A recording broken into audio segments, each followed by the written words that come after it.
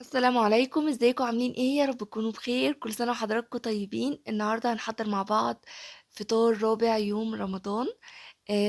بس طبعا قبل ما نبتدي في الفيديو ما تنسوش اللايك والاشتراك في القناة وكومنت حلو لو الفيديو بتاعي عجبكم. ما تنسوش تشيروا الفيديو لاصحابكم عشان يوصل لعدد كبير من المتابعين، وكمان القناة بتاعتنا تكبر بيكم وبيا. اول حاجة كده هنحضر مع بعض العصير. هنعمل عصير برتقال بالجزر.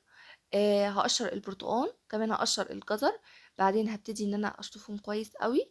هجيب بقى اي لوح تقطيع، وهبتدي ان انا اقطع الجزر، وكمان هقطع البرتقال، هقطعهم كده المكعبات او حلقات.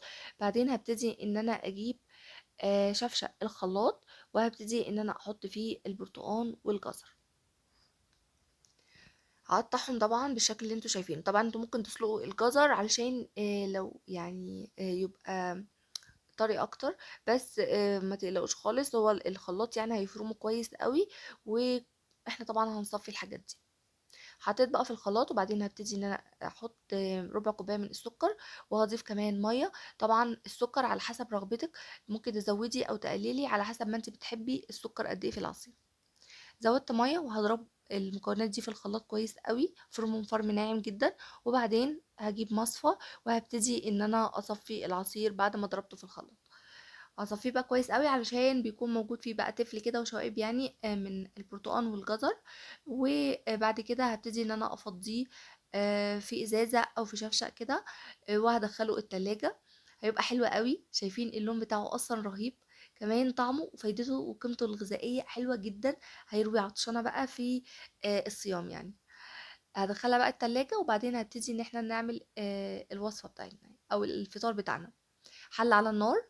هبتدي ان انا اقطع بصلايه وسط. انا هقطع نص البصله دي هستخدمها، والنص التاني هستخدمه في حاجه تانية. فطبعا انا قطعت كده يعني يعني تقريبا بصله كده متوسطه. وهحط بقى معلقه كده من الزيت. ما بحبش ان انا اكتر الزيت في الخضار يعني. احنا هنعمل فاصوليا بيضه. فطبعا انا اليوم ده يعني صحيت، يعني نمت كده شويه الظهر وصحيت متاخر. ف اتأخرت يعني على الأكل. فحبيت ان انا اعمل اي حاجة تسهل عليا يعني. هنعمل البصلة كده بتدبل معايا شوية. هنزل معلقة من صلصة الطماطم، علشان الطماطم عندي لونها مش احمر كفاية يعني.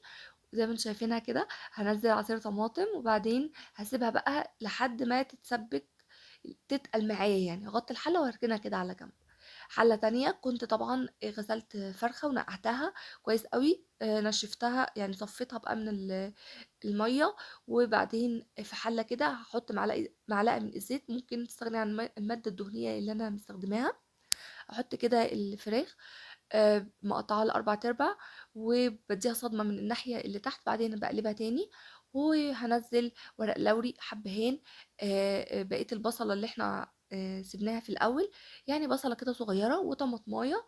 بقطعهم لمكعبات صغيرة، وبحطهم كده على الفرخة. وبنزلت كمان فلفل أسمر وكمون ومكعب من مرقة الدجاج. بس مش عارفة الكاميرا تقريبا فصلت في اللحظة دي. بافضل أشوّح في الفرخة لحد ما تاخد صدمة من كل الجناب، والخضار بيبتدي يدبل شوية. باكون مجهزة مَيّة مغلية، وبانزّلها كده على الفراخ. بتغطي الفراخ وبتغلي، باغطّي عليها واسيبها لحد ما الفراخ تستوي تمامًا. الصلصة كمان كانت تقلت معانا. هابتدي إن أنا أنزّل الفاصوليا. الفاصوليا دي أنا كنت عاملة يعني كمية، وما استخدمتهاش كلّها في الطبخة. فحطيت باقي الفاصوليا في الفريزر، وطلّعتها بقى في المَرّة دي، يعني سهّلت عليّا جدًا. هانزّلها كده. أول ما بتبتدي إن هي بقى تفُك يعني، على ما تتفكّك من التلج اللي هي فيها، هنعمل الرُز. إحنا طبعًا بنعمل كل حاجة ورا بعض كده بسرعة. حلّة حطّيت زيت وحطّيت شعرية، على حسب طبعًا كمية الرُز اللي أنتِ هتعمليها. حُطّي كمية الشعرية، بس أنا باحب إن أنا أزوّد شوية. باسيب بقى الشعرية كده لحد ما تاخد لون دهبي. ما اخلّيش الشعرية تغمق كده، علشان الرُز بتاعنا ما يبقاش لونه وِحِش. خدت اللون الحلو اللي انتوا شايفينه. هنزل كوبايه من رز مصري. الرز اللي انا بستخدمه بياخد كوبايتين من الميه. طبعا غير الرز اللي بيكون موجود في مصر. بياخد كميه ميه اكتر عشان يستوي. حطيت ملح وقلبت كده. اهم حاجه نشوح الرز كويس جدا، لازم الرز يتغلف كويس جدا بالماده الدهنيه اللي احنا ضفناها، ونشوحه كويس قوي. هيطلع مفلفل ورهيب، هيطلع طعم وريحه تجنن. زودت الميه زي ما قلت لحضراتكم، كوبايه رز عليها كوبايتين من الميه. بغطي بقى على الحله وبسيبها لحد ما تغلي. اول ما بتغلي بس غلوه كده بغطي عليها، ما بسيبهاش ان هي تشرب الميه بتاعتها، علشان الرز بتاعي يطلع مستوي كويس ومفلفل. وهنا الفرخه استوت، وشايفين الشوربه بقى لما بنشوح الفراخ كده بيطلع معانا شوربه حلوه قوي. وكمان هنا الفاصوليا اتفككت يعني. فهبتدي ان انا انزل شوربه من الشوربه بتاعت الفراخ، وهسيبها بقى لحد ما تغلي كام غلوه كده وتكون جاهزه معانا. الفاصوليا طبعا مستويه والصلصه جاهزه معانا. هضيف كمان سنه بسيطه على طرف المعلقه فلفل اسمر، وسنه بسيطه من الكمون. الملح طبعا متظبط معايا عشان احنا ضايفين شوربه، وكمان ضايفين مرقه دجاج، فالملح مظبوط معانا وكان طعمها حلو جدا جدا. هنعمل كمان ملوخيه. حلة فيها شوربة بتبتدي انها تغلي، ضفت ملوخية. الملوخية دي مجمدة، اللي هي بتتباع في السوبر ماركت. سيبتها لحد ما اتفككت، يعني اسيبها لحد ما تتفكك كده، واكون حمرت الفراخ. يعني هي على ما تتفكك في الشوربة هحمر الفراخ. طبعا ممكن تدهنيها كده شوية من الصلصة وتدخليها تحت الشواية، اصح طبعا من التحمير في الزيت. تاخد لون من تحت، وببتدي ان انا اقلبها علشان تاخد لون من الناحية التانية. بطلعها طبعا بعد ما بتتحمر من الجهتين، وبتكون الملوخية اتفككت معانا. بكون فرمة توم، يعني حوالي 4 5 فصوص كده من التوم، وبحط كده معلقة من السمنة وشوية من الزيت. بحب ان انا اعمل التومة كده بمعلقة من السمنة البلدي، بتديها طعم حلو قوي، وشوية من الزيت. وهنزل التومة تاخد لون ذهبي، ببتدي ان انا انزلها على الملوخية. مجرد ان هي بتغلي غلوه واحده بس، وبتكون الملوخيه جاهزه معانا. ريحتها حلوه قوي طبعا عشان السمنه البلدي، وكمان طعمها. وكمان انا عملت الملوخيه بشوربه بط، يعني كنت عاينه شويه كده من الشوربه علشان اعمل بيها الملوخيه. بحب ان انا اعمل الملوخيه بشوربه كده حلوه عشان تدينا طعم حلو قوي.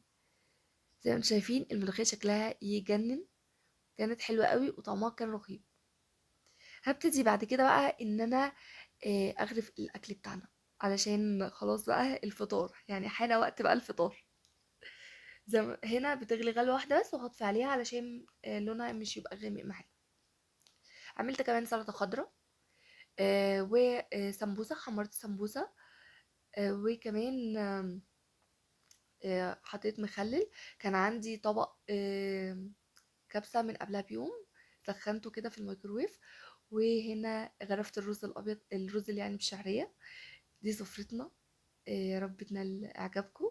سفرة متكاملة، مخدتش والله مننا أي وقت خالص، عملتها بسرعة جدا. صبيت كمان العصير.